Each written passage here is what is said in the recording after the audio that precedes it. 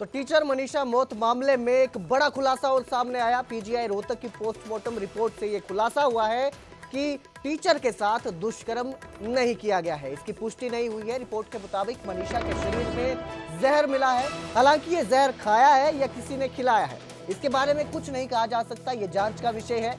शरीर पर संघर्ष के निशान भी नहीं मिले हैं। 3 डॉक्टरों के बोर्ड ने पोस्टमार्टम किया।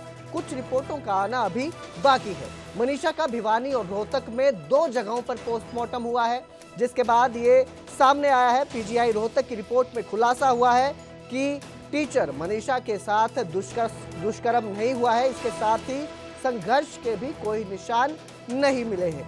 जरूर है कि बॉडी में जहर मिला है, जहर खिलाया गया है या ये खुद खाया है, ये साफ नहीं है। इसकी जांच की जा रही है। पोस्टमार्टम इसका भिवानी में भी हुआ था। यहाँ पोस्टमार्टम के लिए आई थी। जो टेस्ट लिए गए, जो किए गए, जो विसरा हमने भेजी थी, उसमें पॉइजन आया है। पॉइजन के जो भी टेस्ट टुकड़े भेजे सब में पॉइजन आया है। और जो डाउट क्रिएट किया गया था भाई इसके साथ सेक्सुअल असाल्ट हुआ हो या कुछ हो, तो उसकी रिपोर्ट आई है। सीमेंट वगैरह कुछ नहीं मिला, कोई ऐसा नहीं मिला। कोई तेजाब चेहरे पर डाला गया हो ऐसा था, बाल भेजे गए थे, उसकी रिपोर्ट भी आई है। उसमें भी कोई ऐसा चीज़ नहीं मिली केमिकल उसकी। अच्छा, शरीर पे कोई चोट के निशान मिले नहीं, चोट के जो चोट स्ट्रगल मार्क कुछ नहीं था।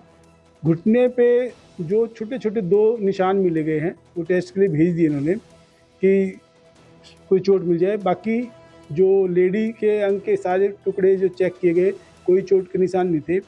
ये जो निशान गर्दन पे थे ये इर्रेगुलर थे, मतलब जैसे कोई काटेगा कुछ तो शार्प आते हैं, तो ये जैसे खा रखे हो ना, ऐसे ये निशान आए हुए थे। तो वहीं मनीषा की मौत पर मनीषा का गांव 2 हिस्सों में बंट गया है। धरना कमेटी ने धरना खत्म करने की बात कही है, तो मनीषा के पिता और दूसरे गांव वाले इंसाफ की गुहार लगाकर आंदोलन पर डटे हुए हैं। भिवानी के ढाणी लक्ष्मण गांव में धरना जारी है। मनीषा के गांव ढाणी लक्ष्मण में मुख्य गेट पर लोग बैठे हुए हैं। कमेटी और परिजनों के फैसले से लोग नाराज हैं। गांव में शव ना आए इसलिए रास्ते को ब्लॉक कर दिया गया है। मनीषा के पिता संजय अब फैसला मानने से इनकार कर रहे हैं। उनका कहना है कि वो नहीं मानते हैं, उनकी बेटी ने आत्महत्या की है। कमेटी का फैसला मानने को ग्रामीण तैयार नहीं है।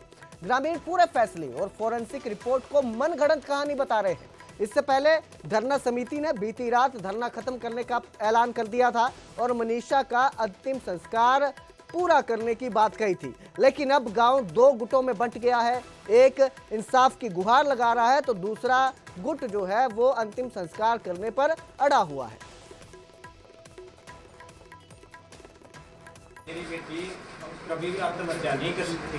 वहाँ मर्डर में ये दिखाया गया है कि उन्होंने लड़की ने आत्महत्या करी है। मेरे को इस चीज़ का विश्वास नहीं है कि मेरी बेटी आत्महत्या कर जाएगी। मैं तो उस प्रशासन से ये गुहार लगाता हूँ कि मेरी बेटी को न्याय दिलाए जी, जिसकी क्या नाम है, स्पष्ट न्याय दिलाए। जिन्होंने काम किया है उनको पूर्ण रूप से सजा दिलाए। तो मनीषा मौत मामले में सर्वखाप महापंचायत का भी फैसला आया। मनीषा को न्याय दिलाने तक संघर्ष जारी रहेगा। महापंचायत का यह कहना है मनीषा के परिवार के साथ संघर्ष में खाप खड़ी रहेगी। जरूरत पड़ी तो पूरे हरियाणा की खापों को बुलाया जाएगा, महापंचायत की जाएगी। दादरी के स्वामी दयाल धाम पर महापंचायत का आयोजन किया जाएगा। महापंचायत में पहुंचे कई खापों के प्रधान और प्रतिनिधि वहां पर पहुंचे थे। चरखी दादरी जिले के साथ लगते भिवानी के सिंघानी में हुए लेडी टीचर मनीषा कथित हत्याकांड को लेकर जहां लगातार रोष मार्च, कैंडल मार्च निकालकर न्याय की मांग की गई है, वहीं दादरी में फोगाट खाप की अगुवाई में सर्व जातीय सर्वखाप महापंचायत हुई। पंचायत में विभिन्न खापों के प्रतिनिधियों ने मंथन करते हुए कई अहम फैसले लिए।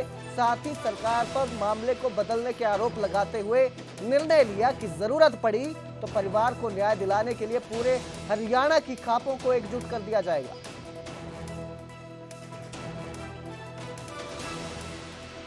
सुबह पता चला कि रात को 1 बजे के करीब जो धरना प्रदर्शन के लिए टेंट वगैरह लगे हुए थे और लोग बैठे हुए थे, उनके ऊपर जबरदस्ती लाठीचार्ज करके उनको वहां से उठा दिया गया और उनसे ये कहलवा दिया गया कि ठीक हम सहमत हैं, इस बेटी ने जो है आत्महत्या ही की है। लेकिन अभी सुबह सुबह समाचार मिला है कि लक्ष्मण की ढाणी में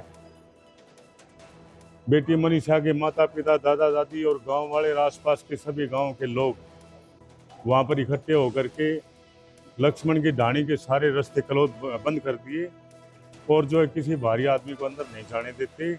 उन्होंने ये कहा है कि जब तक हमें जो है प्रशासन और सरकार संतुष्ट नहीं कर देती है, तब तक हम जो है इस बात को मानने के लिए तैयार नहीं है कि हमारी बेटी ने आत्महत्या की है, क्योंकि हमारी बेटी आत्महत्या कर ही नहीं सकती। आज फोगाट साहब द्वारा यही निर्णय लिया गया है।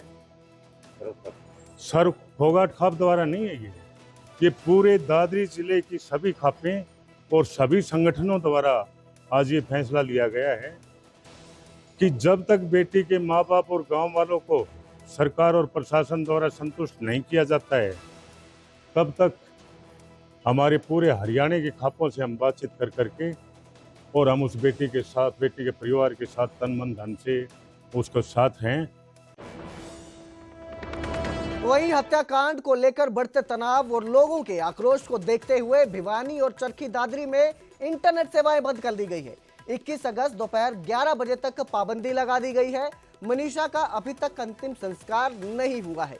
गृह विभाग ने सुरक्षा के मद्देनजर यह फैसला लिया है ताकि किसी भी तरह की हिंसक गतिविधि को रोका जा सके। जिस तरह से अफवाहें फैल रही हैं, अफवाहें ना फैलें और लोगों का आक्रोश जो है वो किसी हिंसक गतिविधि में ना बदल जाए, इसको देखते हुए ये फैसला लिया गया है।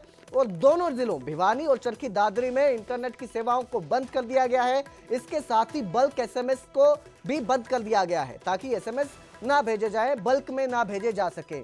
इससे जो आक्रोश है, जो तनाव है वो बना हुआ है। इसे देखते हुए ये फैसला लिया गया है। इंटरनेट सेवाएं 48 घंटे तक बंद कर दी गई है।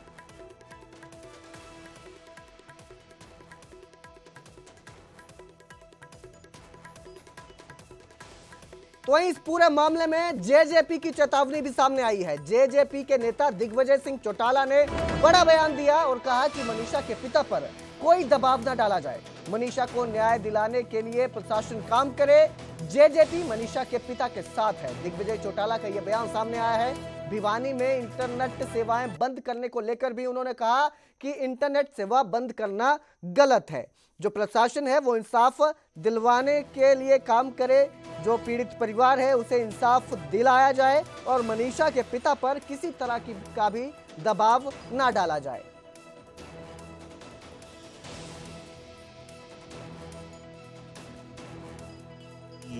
मनीषा, जो हमारी बहन मनीषा का कत्ल हुआ, उस मामले में अलग अलग चीज़ें पिछले 2 दिन से हमें सुनने को मिल रही हैं। कल ये कहा गया कि ये सुसाइड था और इस पूरे मामले को क्लोजर की ओर ले जा करके हमारी बहन का संस्कार किया जाए।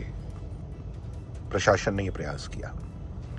आज उनके पिताजी का एक बयान सामने आया है जिसमें उन्होंने कहा है कि उनके साथ दबाव बनाया जा रहा है, उनके साथ धक्केशाही की जा रही है, जबकि वो इस बात से सहमत नहीं है और पुलिस की फाइंडिंग से पुलिस ने जो फैक्ट्स निकाले हैं उससे संतुष्ट नहीं है।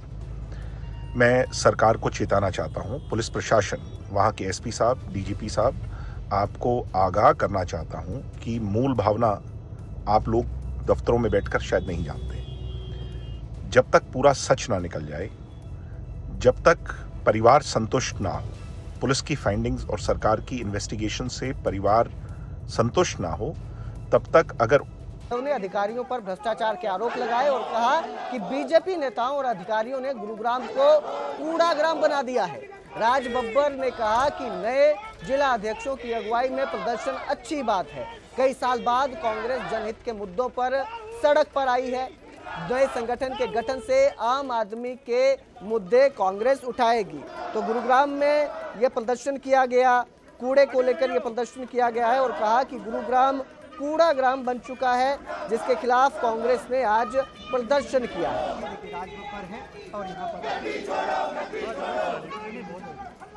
कांग्रेस पार्टी आज गुरुग्राम में विरोध प्रदर्शन कर रही है और ये विरोध प्रदर्शन गुरुग्राम में फैले हुए कचरे को लेकर के, खास तौर से आप देख सकते हैं कि ट्रैक्टर पर सवार है और इस ट्रैक्टर में काफी ज्यादा कूड़ा जो है वो भरा हुआ है। उसके बाद प्रोटेस्ट किया जा रहा है, कई नेता इसमें शामिल हुए हैं, खास तौर से कैप्टन सिंह, अजय यादव और राज बब्बर इस प्रोटेस्ट में शामिल है। सर आज प्रोटेस्ट कर रहे हैं, क्या कुछ मसला है?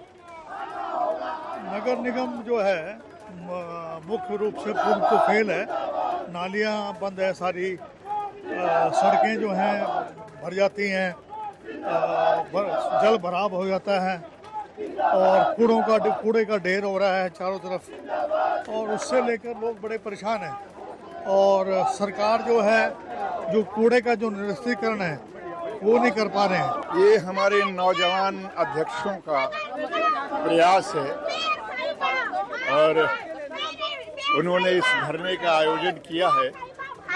सारी कांग्रेस पार्टी उनके साथ में है। खुशी की बात यह है कि कांग्रेस पार्टी ने जमीनी मुद्दे उठाना शुरू कर दिया।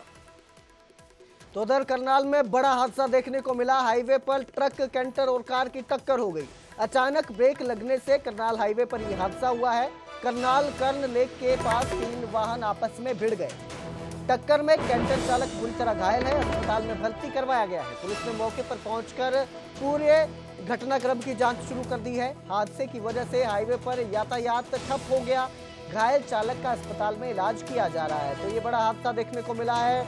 हाईवे पर ट्रक, कैंटर और कार की टक्कर हुई है। अचानक ब्रेक लगने की वजह से ये हादसा हुआ, ऐसा बताया जा रहा है। फिलहाल पुलिस जो है पूरे घटनाक्रम की जांच में जुटी हुई है।